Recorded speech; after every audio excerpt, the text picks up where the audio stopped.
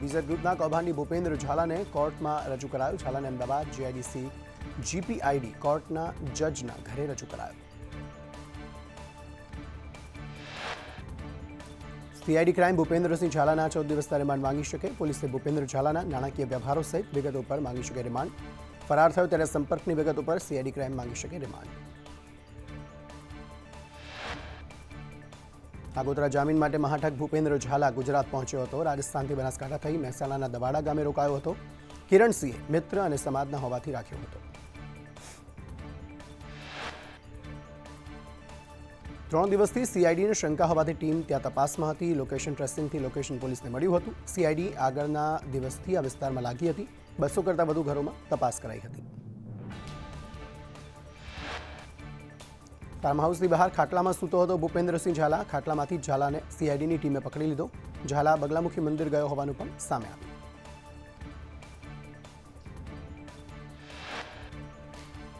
CID ક્રાઇમે વેશ પલટો કરીને કરોડોના કૌભાંડી ભૂપેન્દ્ર ઝાલાને ઝડપ્યો. 4 દિવસ સીઆઈડીએ વેશ પલટો કરીને ઓપરેશન પાર પાડ્યું.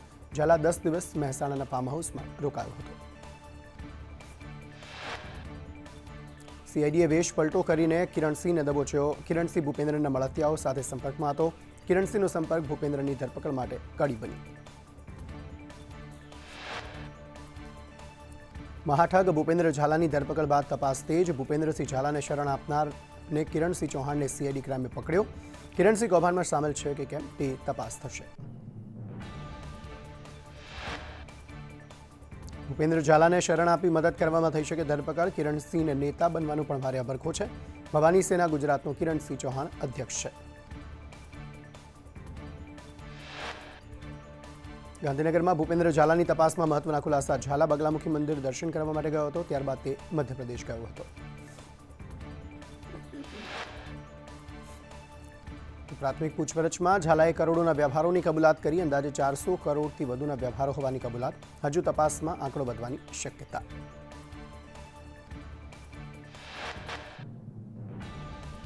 સાબરકાંઠા બીઝેડ ગ્રુપમાં કૌભાંડમાં શિક્ષકોએ એજન્ટ બની કાર્ય કર્યા અને કારસ્તાન કર્યા. વડાલીના નિવૃત્ત શિક્ષક કમલેશ ચૌહાણ બન્યા ભોગ. ફરિયાદ બાદ વડાલી સહિત ખેડબ્રહ્મા વિસ્તારમાં તપાસનો ધમધમાટ. હિંમતનગરના બીઝેડ કેમ્પસમાં ફરજ બજાવતા શિક્ષકોની હાલત કફોડી. 350થી વધુ શિક્ષકોનું 2 મહિનાથી નથી મળ્યો પગાર. શિક્ષકોને જીવન નિર્વાહ ચલાવવો થયો મુશ્કેલ. બીઝેડના ફ્રીઝ કરાયેલા ખાતા ખોલવા શિક્ષકોની માંગ. ભૂપેન્દ્ર ઝાલા પકડાતા સાબરકાંઠાના એજન્ટોમાં ડર. એજન્ટો રોકાણકારોની વોટ્સએપમાં ચેટ વાયરલ. ગાંધીનગર જવા મોટાભાગના રોકાણકારો તૈયાર. ડરના કારણે રોકાણકારો નથી આવી રહ્યા સામે. પોન્જી સ્કીમમાં ભોગ બનનાર ફરિયાદી ગાંધીનગર સીઆઈડી ક્રાઇમ પહોંચ્યો. ભોગ બનનાર ફરિયાદી પોતાના પરિવાર સાથે સીઆઈડી ક્રાઇમ પહોંચ્યો. અન્ય રોકાણકારોને સામે આવવા સીઆઈડીની અપીલ. અમદાવાદમાં ઠગબાજ બિલ્ડરની વૈભવી લાઇફસ્ટાઇલ. પ્રિવેલોન બિલ્ડર્સના નામે સ્કીમ મૂકી કરોડોની ઠગાઈ. પોપલના આરોહી પ્લોટ્સમાં ખરીદ્યો હતો કરોડોનો બંગલો. 183 કરતાં વધુ લોકો સાથે કરી કરોડોની ઠગાઈ. આરોગ્ય મંત્રી ઋષિકેશ પટેલ રાજકોટની જનાના હોસ્પિટલની પીએમએસવાય બિલ્ડિંગની મુલાકાતે પહોંચ્યા હતા. સિવિલ હોસ્પિટલના ઇમરજન્સી વોર્ડની તેમણે સમીક્ષા કરી. હોસ્પિટલમાં સમીક્ષા બેઠક, અન્ય બાબતોને લઈને પણ મીટિંગ કરી. ઋષિકેશ પટેલે ડિગ્રી વગર પ્રેક્ટિસ કરતા ડોક્ટરો સામે પગલાં લેવાની વાત કરી. જે ડોક્ટર છે તેવા ડોક્ટરોનું રજિસ્ટ્રેશન ફરજિયાત છે. જે ડોક્ટર નથી અને પ્રેક્ટિસ કરશે તો પગલાં લેવાશે. ન્યુરોસર્જન માટે જગ્યા ભરવાની કામગીરી કરાશે તે ઉપર તેમણે જણાવ્યું. સુરતની નવી સિવિલ રાજ્યમાં પ્રથમ ક્રમે. નવી સિવિલ સૌથી વધુ ઓપીડી ધરાવતી હોસ્પિટલ બની. સુરત સિવિલમાં રોજની 4000થી 4500 ઓપીડી. અમદાવાદ સિવિલમાં રોજની ઓપીડી 3500થી 4000. ગીર સોમનાથના કોડીનારમાં યુરિયા ખાતર લેવા ખેડૂતોની લાઈનો. 1 મહિનાથી ખાતર ન મળતા ખેડૂતો પરેશાન. આણંદ ઉમરેઠ શહેર ભાજપ પ્રમુખની ખોટી નિમણૂક અંગે પત્રથી રજૂઆત. ઉમરેઠના એમએલએ ગોવિંદ પરમારે ભાજપ સંગઠન મંત્રી રત્નાકરને રજૂઆત કરી. એક જ ઘરના 2 વ્યક્તિ વિવિધ હોદ્દા પર છે. મહીસાગર દૂધ મંડળીમાં મિલાવટનો વિડીયો વાયરલ. ખાનપુરની ખુટેલા ડેરીના સત્તાધીશો જ કરતા હતા મિલાવટ. ડેરીની દૂધની ટેન્કમાં પાણી ઉમેરવામાં આવ્યું. મંડળીના ચેરમેને ઓડિટર પર લગાવ્યો આરોપ. અમરેલીમાં એમએલએ કૌશિક વેકરિયાને બદનામ કરવાનું કાવતરું. કૌશિક વેકરિયા સામે ગંભીર આરોપને લઈ કાર્યકરોમાં રોષ. કિશોર કાનપરિયાના નામે ડુપ્લિકેટ લેટર પેડ બનાવ્યાનો દાવો. આગેવાનો ગાંધીનગર રજૂઆત કરશે. જસદણના વીરનગર ગામે નર્મદા નીરની પાણીની પાઇપલાઇનનો વિરોધ. નવી પાઇપલાઇન નાખતા ખેડૂતોના પાકને નુકસાન. પાણીની પાઇપલાઇન રોડ પર નાખવા ખેડૂતોની માંગ. 31 પહેલા રાજકોટ પોલીસ એક્શનમાં. ડીસીપીએ તમામ હિસ્ટ્રી શીટરોને કાયદામાં રહેવા કડક સૂચના આપી. ક્રાઇમ બ્રાન્ચે હિસ્ટ્રી શીટરો અને બુટલેગરોને એકત્ર કરી કડક સૂચના આપી. સુરતમાં પાર્સલના વજનને લઈ શ્રમિકોની હડતાલ. પાર્સલનું વજન 120થી ઘટાડી 65 કિલો કરવા માંગ. લોડિંગ અનલોડિંગ ચાર્જ વધારવાની પણ માંગ. દાહોદનો ચાકલિયા અંડરબ્રિજ 2 જાન્યુઆરી સુધી બંધ. શેડની કામગીરી 27 ડિસેમ્બર સુધી પૂર્ણ ન થતાં 2 જાન્યુઆરી સુધી બંધ કરાયો. અંડરબ્રિજ બંધ થતાં વાહન ચાલકો પરેશાન. અમદાવાદ કુબેરનગર બોર્ડના પ્રમુખ તરીકે રામ પ્યારે ઠાકુરની નિમણૂક કરાતા વિવાદ. જન્મના પ્રમાણપત્ર, સ્કૂલ લિવિંગમાં અલગ જન્મ તારીખ. સમગ્ર મામલે પ્રદેશમાં કરવામાં આવશે રજૂઆત. વ્યારા શુગર ફેક્ટરીના પ્રમુખ માનસિંહ પટેલનો પાર્ટીના કાર્યકરો પર આરોપ. ભાજપ કાર્યકરોની બેદરકારીથી શુગર ફેક્ટરીઓ ફડચામાં. માનસિંહનો અમિત શાહને પત્ર. રાજ્યની 60%થી વધુ શુગર ઇન્ડસ્ટ્રીનું ખાનગીકરણ થયું છે.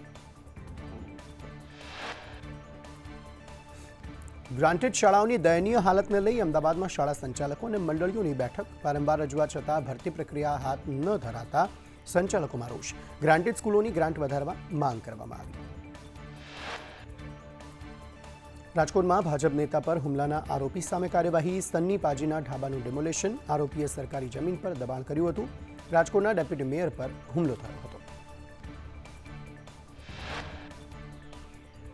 સુરત મનપાએ મંજૂરી વગર ડેપ્યુટી CFO બનાવી દેતા સરકારનો ઝટકો. બઢતીથી ભરવાની દરખાસ્ત સરકારે ફગાવી દીધી. એસબી ધોબી અને જગદીશ પટેલને બઢતી અપાઈ. બઢતીનો ઓર્ડર રદ કરવામાં આવી શકે.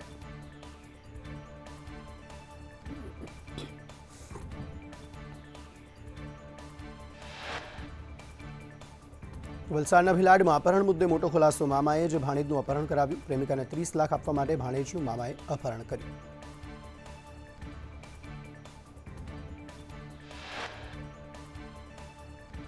પોલીસે બાળકને છુટકારો કરાવી મામાની ધરપકડ કરી. બાળક બેભાન થતાં મામાને લાગ્યું કે ભાણેજ મરી ગયો છે, જેથી જાડી ઝાંખરામાં બાળકને ફેંકી તે નાસી છૂટ્યો હતો.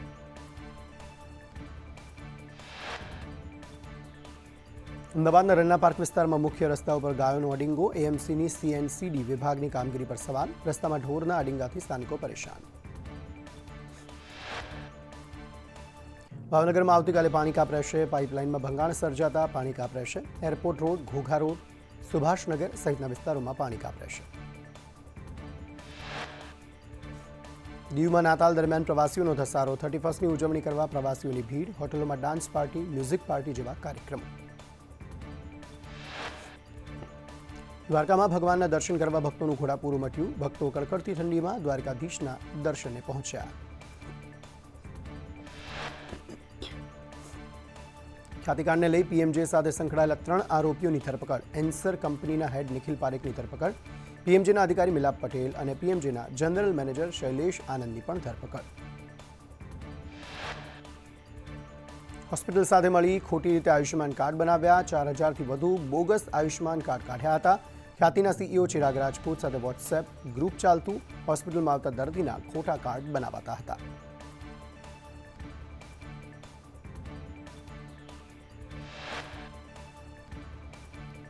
પોરબંદરમાં વ્યાજખોર હિતેશ ગોહિલની ધરપકડ. આરોપીએ ફરિયાદી પાસે 30,000ની સામે 1 લાખ વસૂલ્યા હતા. વ્યાજ ઉઘરાવી ફરિયાદી સાથે મારામારી પણ કરી હતી.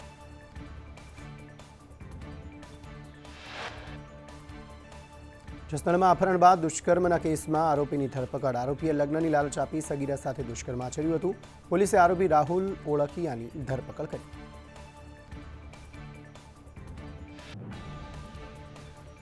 મોરબીમાં સ્ટંટબાજ બાઇક ચાલક ઝડપાયો. રવાપરા રોડ પર બાઇક પર સ્ટંટ કર્યો હતો. વિડીયો વાયરલ થયા બાદ પોલીસની કાર્યવાહી. સ્ટંટબાજ મંજૂર હુસેન પઠાણની ધરપકડ. અરવલ્લીમાંથી ચાઇનીઝ દોરી સાથે 3 ઝડપાયા. દોલપુર રોડ પરથી ચાઇનીઝ દોરીનો 2 લાખ રૂપિયાનો મુદ્દામાલ જપ્ત કરાયો. કારમાં દોરીનો જથ્થો ભરી જતા નિલેશ રાવળ, દશરથ પગી અને સુરેશ પ્રજાપતિની અટકાયત. પોરબંદરના બેલા પથ્થરનું ખનન કરનાર આરોપી ઝડપાયો. વન વિભાગે પૂંજા કેશવાલા નામના આરોપીને ઝડપી પાડ્યો. પોલીસે પથ્થર કાપવાની ચકરડી અને મોટર જપ્ત કરી. રાજકોટમાં વધુ એક નકલી ડોક્ટર ઝડપાયો. નકલી ડોક્ટર ત્રંબાના રામજી મંદિર નજીક ક્લિનિક ચલાવતો હતો. પોલીસે નકલી ડોક્ટર જીગર મોલિયાની ધરપકડ કરી.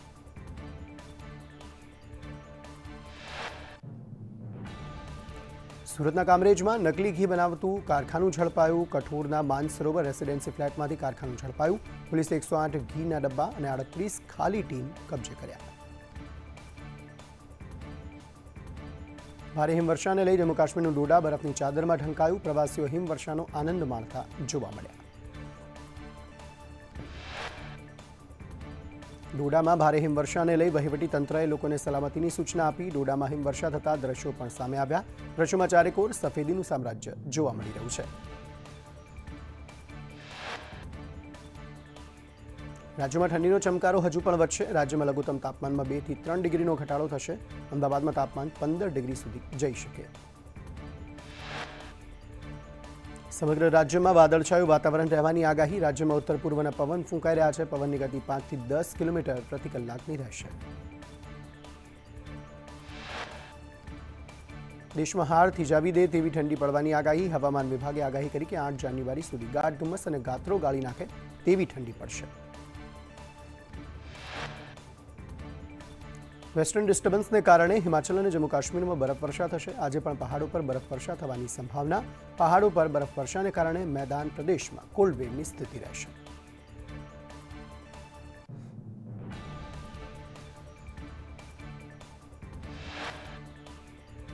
રાજ્યમાં ભર શિયાળે માવઠાની આગાહી. દક્ષિણ ગુજરાતમાં કમોસમી વરસાદની આગાહી. છોટાઉદેપુર, નર્મદા, ડાંગ અને તાપીમાં પણ માવઠાની આગાહી.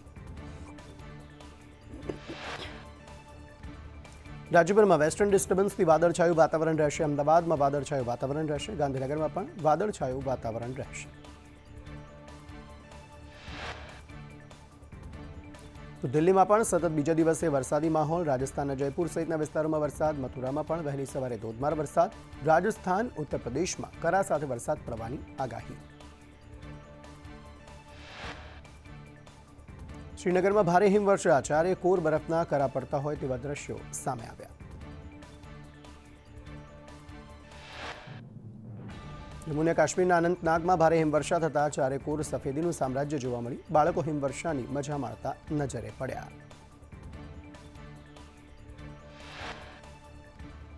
હિમાચલમાં વરસાદ અને હિમવર્ષાને કારણે રાજ્યમાં 3 રાષ્ટ્રીય ધોરીમાર્ગો સહિત 136 રસ્તાઓ ફરીથી બ્લોક થયા. સોલંગ નાલા અને પાયલન વચ્ચે 1500થી વધુ વાહનો ફસાયા.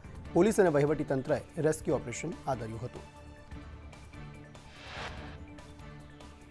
હિમાચલમાં 2 દિવસના તડકા બાદ ફરી હિમવર્ષા શરૂ થઈ. કુફરી, નારકંડા અને ડેલહાઉસી સહિત અનેક વિસ્તારોમાં હિમવર્ષા.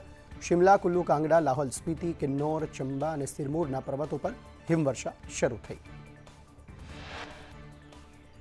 રોહતાંગ પાસની સાથે જલોડી પાસ, અટલ ટનલ, સીસુ, કોકસર, લાહૌલ, ભરમોર, ડેલહાઉસી, પાંગી અને ચુરાહ સહિત કિહાર પર્વતોમાં હિમવર્ષા થઈ.